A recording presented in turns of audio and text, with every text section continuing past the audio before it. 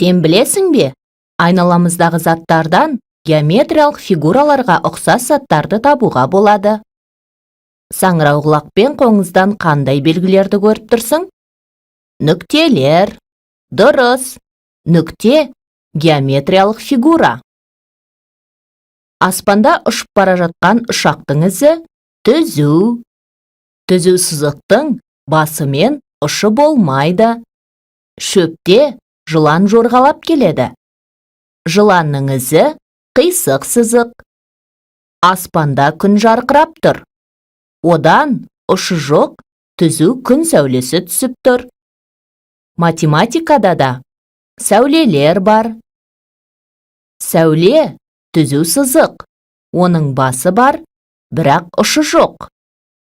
Ал егер бір нүктеден екі сәуле шықса, бұрыш пайда болады. Сағаттың тілдері де бұрыш жасайды. Ал егер жіпті бөліктерге бөлсек, кесінділер пайда болады. Кесінді басы мен ұшы болатын түзу сызықтың бір бөлігі. Ал егер лентаның бөліктерін бұлай орналастырса, онда сынық сызықтар пайда болады. Сынық сызық кесінділерден тұратын геометриялық фигура.